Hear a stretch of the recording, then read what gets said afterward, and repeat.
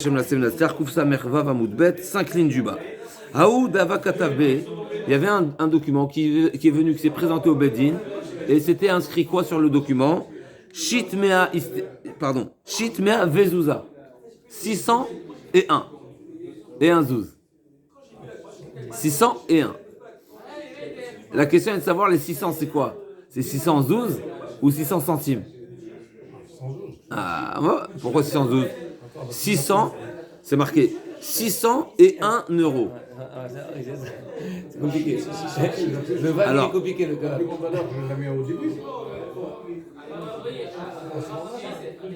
Je répète, c'est marqué 600 et 1 zouz. La question c'est est-ce que c'est 601 zouz? C'est 601 zouz? Ou bien non, c'est 600 et 1 zouz. Et 600 quoi? C'est pas des zouzim. D'accord? Donc là, moi, elle dit Aoud Abakatabé Shitmea Vezouza Shalcha Rav Sharbek Kamede Abaye. Donc la question s'est présentée à Abaye. Rav Sharavia a envoyé la question à Abaye. D'accord? Qu'est-ce qu'on fait dans ce cas-là? Shitmea Istere Vezouza. Odilma Shitmea Prite Vezouza. Donc on veut savoir ici, est-ce que c'est 601 ou pas? Je cherche à savoir. Et chez vous, la question c'est de savoir, est-ce que c'est des Istera? C'est des slime, Istera me'ama Istera, d'accord? Donc des Istera, c'est 4 zouzim, c'est des, n'est-ce pas? C'est x4. Donc est-ce que c'est des unités ou c'est 4? C'est x4. Donc est-ce que c'est 600 x4 plus 1? Ou bien non, c'est 601. D'accord? Donc il y a une grande différence ici. Alors jusqu'à présent, on avait parlé de slime, de dinarim, de kesef, de zahav, qui ont un certain sens. Donc la question, c'est de savoir ici quel est le sens de cette 600 et 1 zouz.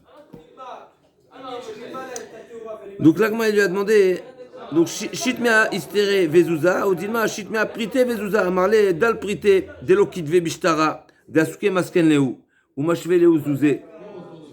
L'agma a dit non, écarte-toi, vas-y, dis-moi qu'est-ce qu'il dit ici. Écarte-toi de là. Vous n'êtes pas avec moi, vous êtes autant, donc c'est des centimes au lieu de dire c'est pas x4 pardon, c'est 192. C'est 192 centimes pour un dinar. On va pas écrire des chiffres n'est-ce pas avec des c'est long, donc on simplifie. Donc des prototes, c'est sûr que c'est pas des prototes. Donc pour l'instant, on a écarté cette éventualité. Est-ce que c'est des prototes? C'est sûr que non. Donc Dasuke Maskane ou Mashvelu Zouzé, Mayama, Chitmea Istere Vezouza, Yad Balashtar la Tartona. Donc là, la question maintenant, là on arrive aux 3 possibilités. Est-ce que c'est des centimes? Est-ce que c'est des unités? Donc c'est des zouzim. Ou bien c'est du x4? Là, on a dit des pritimes, c'est sûr que non. Effectivement, il y a 2 possibilités. Est-ce que c'est des unités ou des grosses unités qui sont x4? Là, on a dit, dans ce cas-là, à nouveau, on appliquera la règle. Si tu as 2 interprétations possibles dans le shtar, qu'est-ce que tu fais? Tu prends la dernière, je crois. C'est pas. C'est Khazak, on a tranché, Khazak. Mais qu'est-ce qu'on retient ici?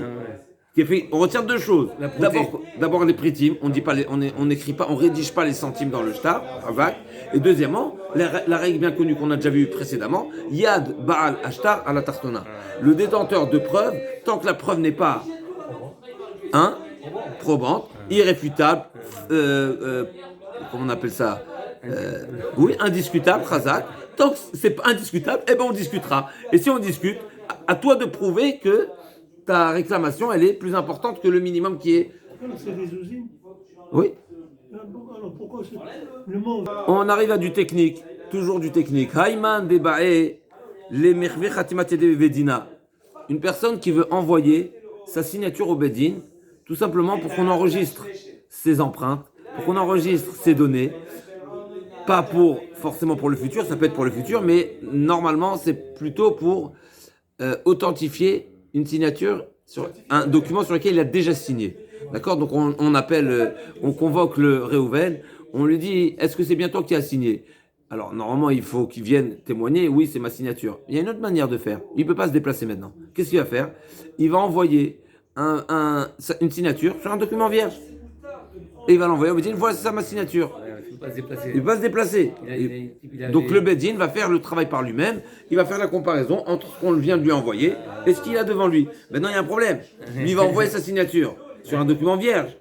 Mais tout celui qui trouve ce document, il pourra rédiger ce qu'il voudra dessus. Donc c'est dangereux. Donc qu'est-ce qu'on fait? On est bon Michel.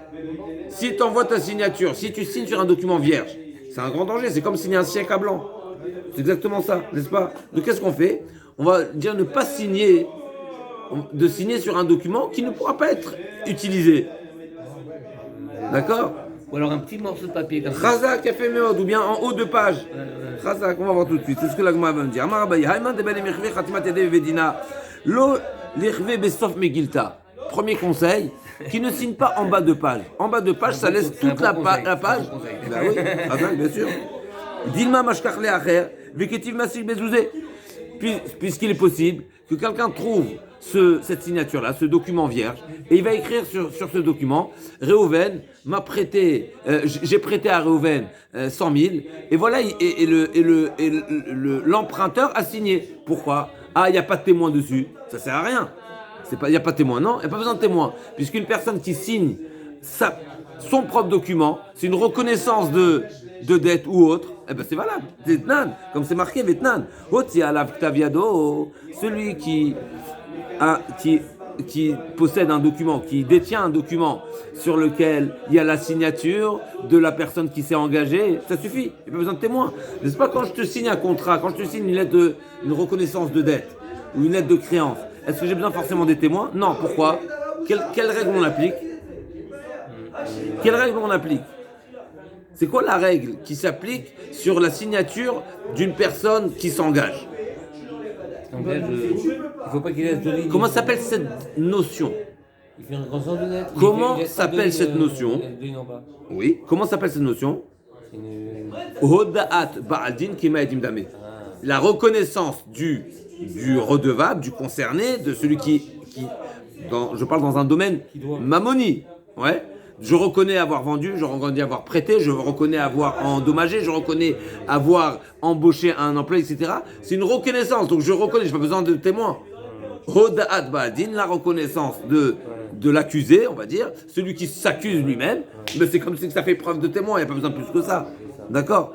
Donc finalement, si tu signes un document à blanc, eh ben, toute personne qui trouve ce document pourra inscrire dessus tout ce qu'il veut, et au final, il y a la signature de la personne qui fera office de témoignage. Donc, Vietnam. Mais bien sûr, ça n'aura pas la valeur d'un shtar. C'est quoi la différence entre un shtar et ce qui n'est pas shtar? C'est quoi la ma'aluta d'un shtar? Tu peux tout être gové. C'est-à-dire en français, même des biens immobiliers. En français, un mot, je demande. Tu peux tout être gové. En français, un mot, même l'hypothèque. Ah, même l'hypothèque. Une lettre de créance qui est signée par deux témoins. Une lettre de créance signée par des témoins. Ouais. Ça génère une hypothèque. Un emprunt qui n'est pas signé par des témoins, on ne remet pas en question l'emprunt. On a la certitude, c'est un bon document, c'est valide, au Bedin il est reconnu, mais ça ne génère pas une hypothèque. Pourquoi? Tout simplement, la différence elle est simple. On va voir dans quelques dapims, on arrive, est-ce que Shibuda de Horaïta, Shibuda de Rabanan, est-ce que c'est une Takana de Rabanan ou bien c'est Mide Horaïta? Mais tout simplement parce que c'est quoi la notion de l'hypothèque? L'hypothèque, c'est pas seulement que ça me donne un droit de saisir ton bien. Ça, c'est une évidence. C'est une évidence. Toute personne qui doit de l'argent, tous ses biens sont la garantie du remboursement. Ça, c'est une évidence. Donc, c'est pas ça l'hypothèque. Quand on parle d'hypothèque, c'est pas ça. L'hypothèque, c'est qu'on parle d'un bien qui est hypothéqué en faveur du prêteur, qui lui donnera le droit de le saisir même s'il a été vendu. Donc, c'est-à-dire saisir le bien de chez l'acheteur. Puisqu'on répète souvent cette notion, d'après la Torah, d'après la Gemara, Chachamim n'ont pas interdit, n'ont pas bloqué la personne de vendre ses biens immobiliers s'il est hypothéqué. J'ai le droit d'acheter un bien hypothéqué. J'ai un bien qui est hypothéqué, je peux le vendre. Je comprends pas cette Le terme utilisé dans la Gemara habituelle, c'est moches. percepteur de douane. Percepteur, voilà, de douane. C'est un moches, c'est un percepteur. Normalement, un moches, voilà, normalement on utilise le mot moches. La Rajbam nous dit, Bezvina c'est un moches qui était Israël, donc un juif. On sait que la Gemara nous dit dans Baba Kama qu'en général les percepteurs c'est des Des goy, non? Des voleurs. Ah oui, voilà. Pourquoi des voleurs? Souvent, c'est des voleurs. Pourquoi? Parce que malheureusement, ils se permettent de saisir plus que ce qu'ils ont le droit et d'imposer. Donc, même aujourd'hui, on peut le dire, même aujourd'hui, il y a des coulisses, il y a des petits enveloppes, des petites saisies que des fois ils passent sous le radar et ça n'est-ce pas? Percepteur. Alors on n'a pas besoin de, ça nous intéresse pas ce qui se passe chez les goïms aujourd'hui. Ce qui nous intéresse, c'est ce que la Gemara nous dit. Un mochès, normalement, il y a différents types de mochès, mais quand on parle de mochès, dans la Gemara, c'est péjoratif, et stamorsim, c'est des ganavim, c'est des voleurs. Pourquoi? Ou bien on parle du birlal, du mochès, qui s'est imposé par lui-même, n'est-ce pas? C'est un dictateur il s'est fait la place. Mais ce qu'il faut savoir, c'est qu'à l'époque, c'était très particulier. C'était pas l'État c'est pas l'État qui supervisait l'impôt. Le roi, le gouverneur disait à la ville, je veux tant d'impôts.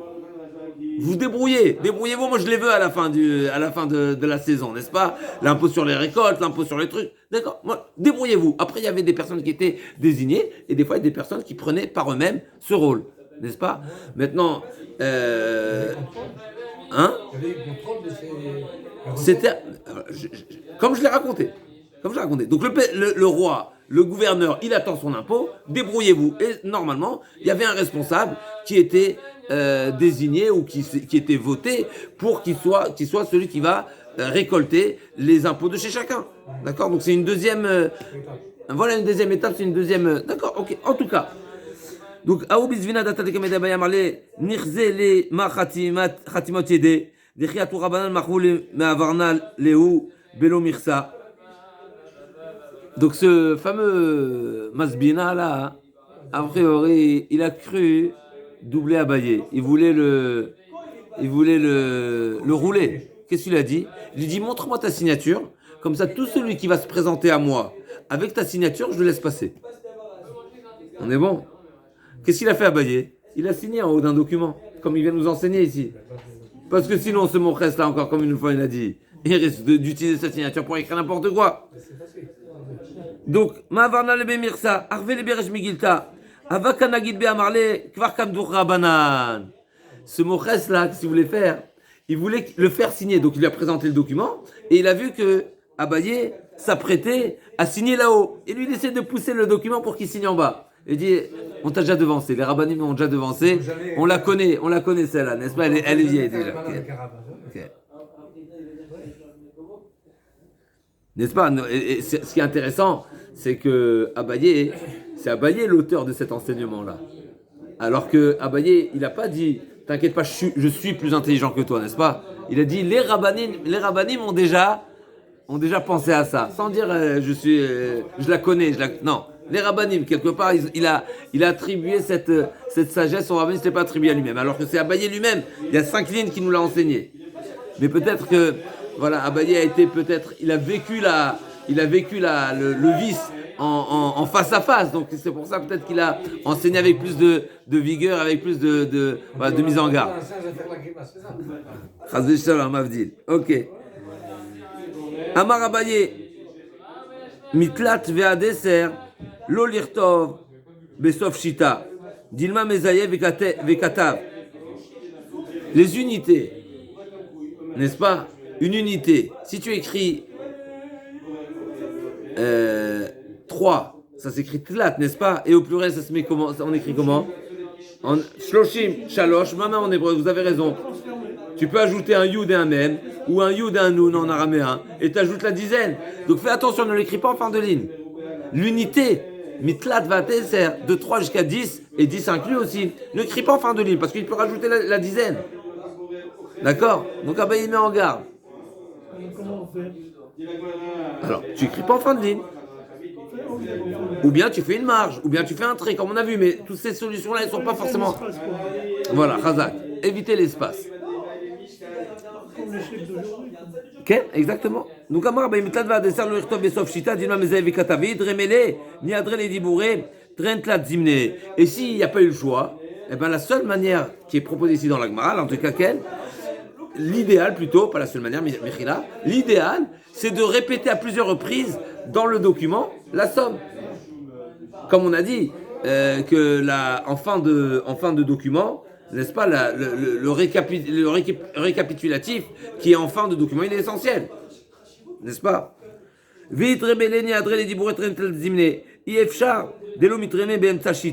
Pourquoi? Parce que de cette manière-là, le fait de rédiger, de se répéter, eh ben, il se retrouvera forcément à l'écrire en milieu de ligne. D'accord? Donc récapituler bien sûr, de manière à le rementionner quand c'est pas en fin de ligne. Aoud avakatibe tilta bepardessa. Là, moi, on nous raconte une histoire. T'es avec moi, Mordechai? Oui, c'est bien, je suis étonné qu'avant ils avaient cette clarté qu'aujourd'hui, moi, on sait qu'on voit. D'accord. Aouda Vaktivbe, tu m'aides, Mordechai? Aouda Vaktivbe, Tilta Bepardessa. Donc il avait un document sur lequel c'est marqué qu'il avait une part du Pardes, d'accord, du champ hein, du verger, Khazak. Donc,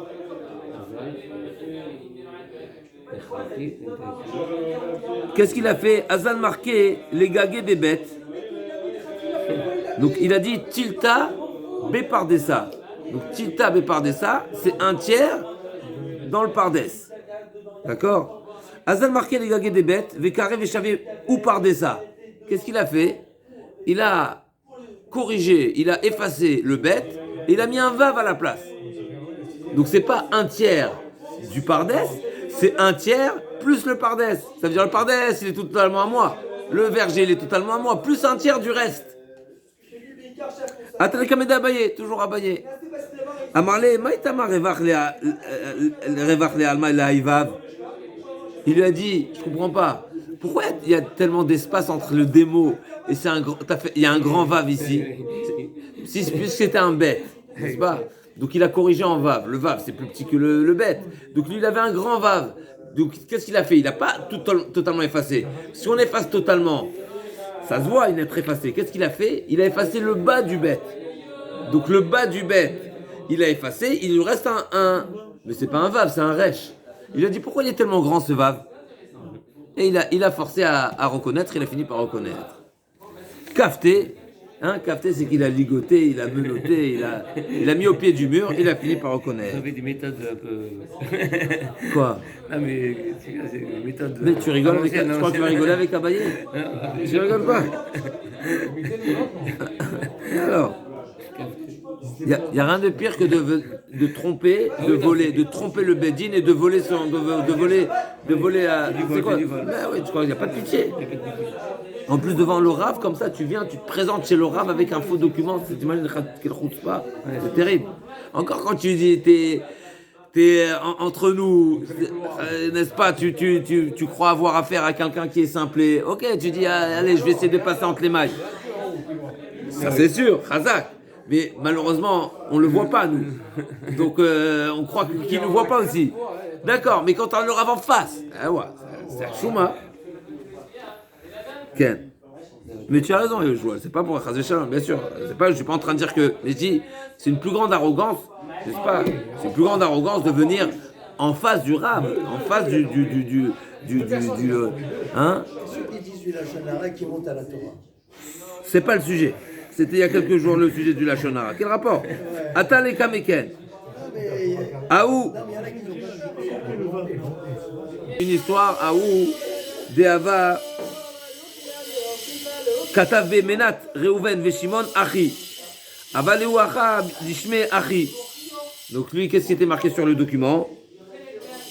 J'ai la part dans cet endroit-là.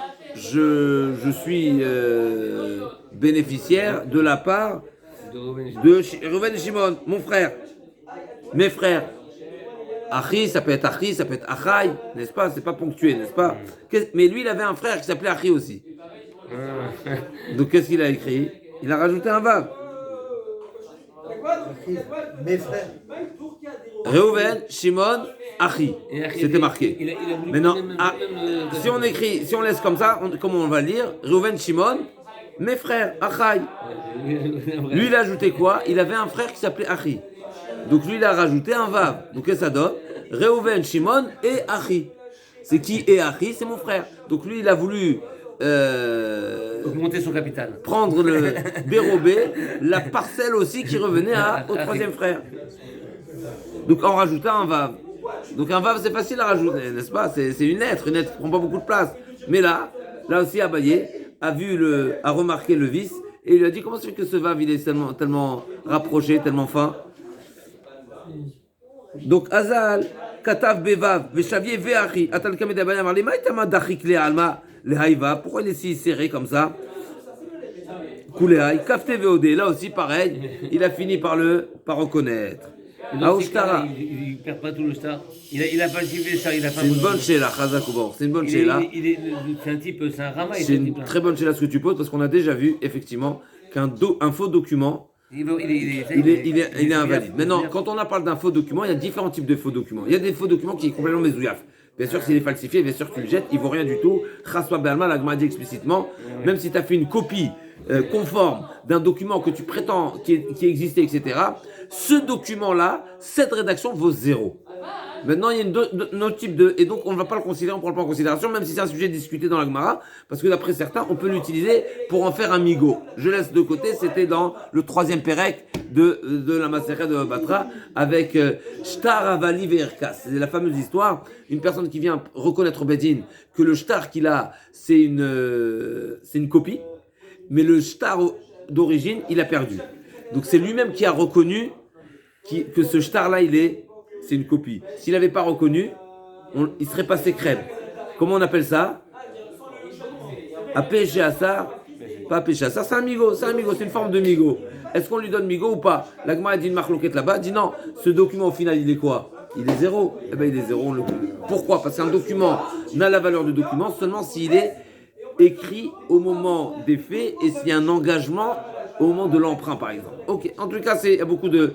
Maintenant... Ça, c'est un document falsifié, c'est 0. Un document qui est antidaté. Il y a une marloquette, c'est la Suga là-bas au début de Rosh Hashanah, qui est rapportée dans d'autres endroits. Il est antidaté, qu'est-ce que ça fait comme problème? Un antidaté.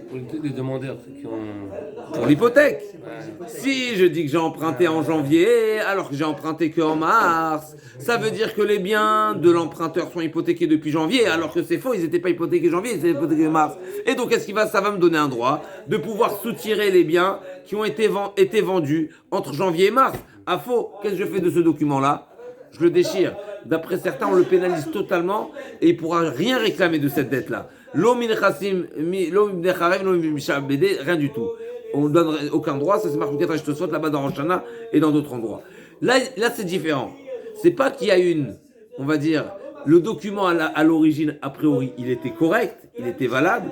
Seulement lui, cette personne-là a voulu, on va dire, magouiller et modifier à son avantage, bien sûr, ce document. Effectivement, a priori, on trouve ici que Abaye ne l'a pas pénalisé, ne l'a pas sanctionné et n'a pas invalidé le shtar. C'est une bonne remarque, Razakouba. Aou, Davachatim, Aou Shtara, il y avait un document, un shtar, sur lequel était signé Rava et Rava Chabarada. Atal Kamede Rava Amarle, Den Khatimatiada Didi, Hi, Miou, Kamede Rava Chabarada, Lo Khatimi Limeolam. Rava, donc il y avait un document qui s'est présenté au Bedin et sur lequel il y avait la signature de Rava et de Rava Chabaridi. On a convoqué Rava, lui poser la question, convoquer, c'est un petit peu péjoratif je pense. Donc on a demandé à Rava, es-tu l'auteur de cette signature? Il a dit oui, c'est ma signature, je reconnais ma signature. Par contre, je n'ai jamais signé en présence de Rava Chabarada, pardon. Jamais. Donc je reconnais, mais je ne reconnais pas. C'est-à-dire je reconnais ma signature, oui, certes. Mais probablement, voilà, il y a eu une usurpation d'identité. Il faut qu'il signe en même temps ou alors il aurait pu signer un autre jour? Bonne question. A priori, tu as raison. A priori, si on peut signer indépendamment, donc on comprend pas l'argument de Rava. D'un autre côté, s'il est le deuxième signataire, il peut dire aussi, j'ai jamais signé sur un document où il y avait déjà la signature de Rav Achabarada. D'accord, deux possibilités. Encore une fois, on a forcé le détenteur de ce document à reconnaître que c'était du falsifié. Donc il avait fait une falsification parfaite. Donc il dit, oui, je reconnais ma signature. Ça veut dire que même Rava ne reconnaissait pas que c'était falsifié. Ou bien qu'il a trouvé le document, etc. Toutes sortes. Mais en tous les cas, on a forcé on l'a forcé à reconnaître et il a reconnu. La Gemara dit, Amarle, c'est ce que l'action de la Gemara. Amarle Bishlam a dit, Zayaft. Ma signature encore, elle est facile. Je comprends que tu as réussi à la. Et là, des Ravacha Barada, des Ratit Yadé. Il avait un petit peu la tremblote. Comment tu as pu réussir à imiter? C'est ce qu'il a répondu. Même ça, on trouve des solutions. Qu'est-ce qu'il a fait? Il s'est suspendu, il s'est mis sur un endroit qui tremblait, sur un pont tremblant, et il a signé. D'accord? On est bon ou pas? Rava a dit à ce truand-là, comment tu as réussi à falsifier la signature de Ravacha Barada? Ma signature, elle est facile à falsifier. Moi, c'est une signature classique. Il était jeune, Rava, n'est-ce pas? Il est décédé à 40 ans, Rava. D'accord? Donc, mais la signature Ravacha Barada, comment tu l'as réussi à la falsifier? Alors qu'il avait la tremblote. Donc, quelqu'un qui a la tremblote, d'accord? C'est difficile. Il faut être très fort. Chazak, l'Agma, il répond. Il a répondu. Tu sais comment je l'a falsifié? Il s'est mis sur un pont.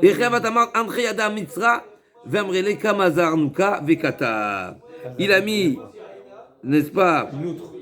Hein?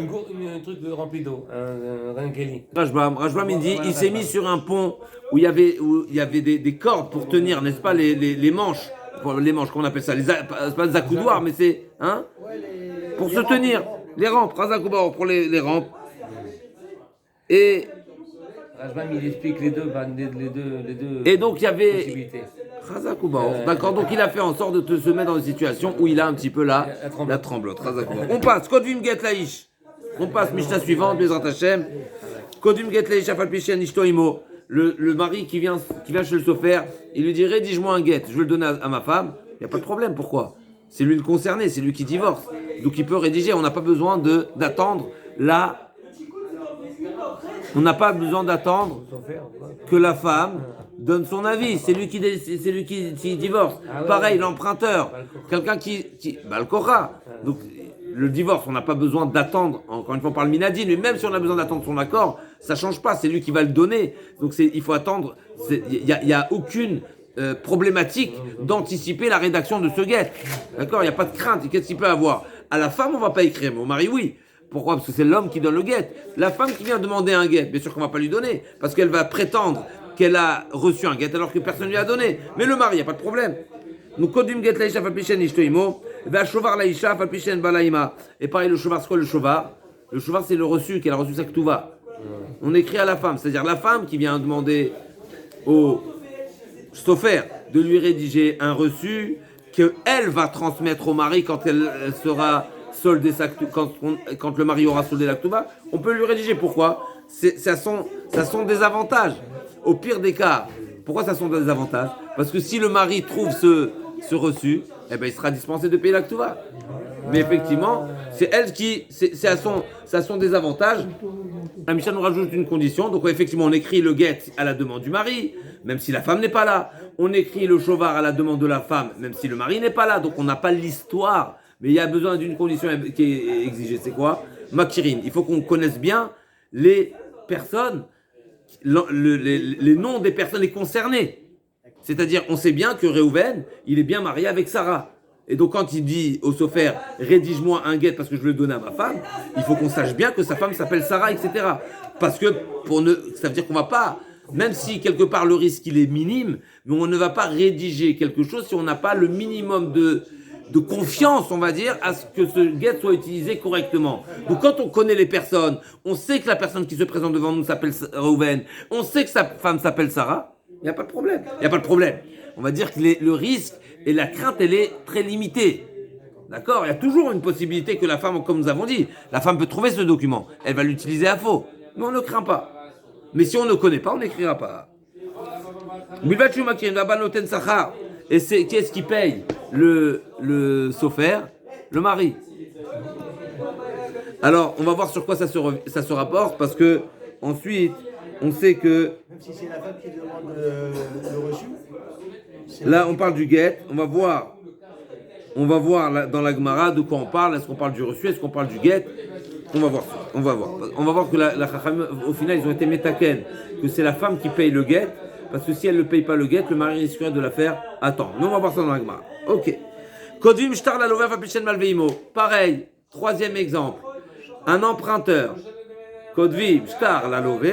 Donc un emprunteur qui vient demander au sofer qui lui rédige une lettre de créance, à savoir qui déclare avoir emprunté une certaine somme à quelqu'un, on lui écrit à nouveau. C'est pareil. Pourquoi? C'est lui qui s'engage. C'est à son désavantage s'il le perd. Par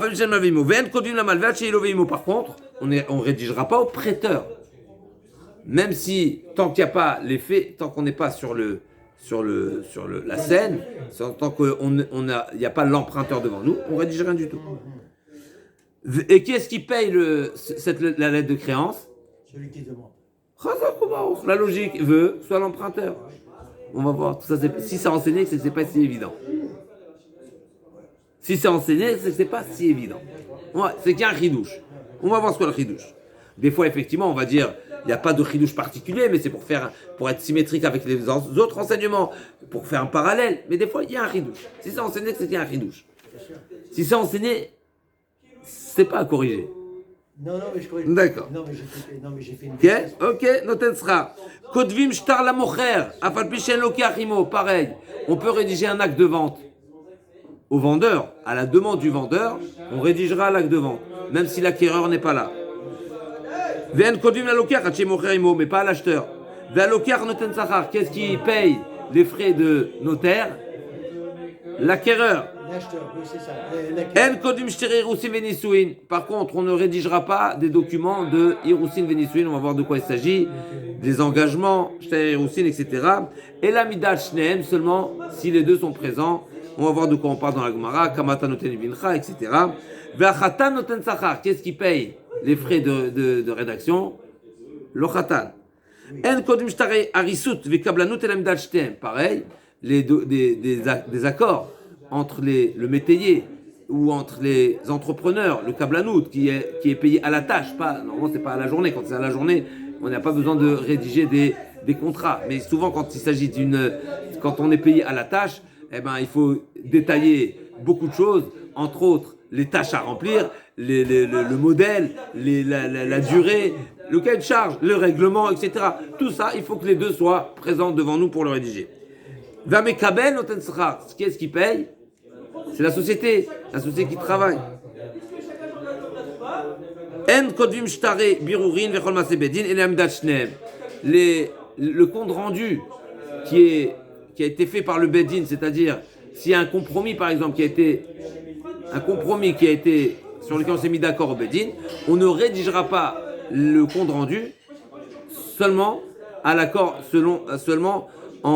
après avoir eu l'accord des deux parties. Et qui est-ce qui Vishnem notim sachar, et qu'est-ce qui va payer cette rédaction? Les deux. La shnem kodvim shnaim la shnem kodvim la ze la'atzmo ve la ze la'atzmo shnaim ou l'shnem kodvim shnaim, ok.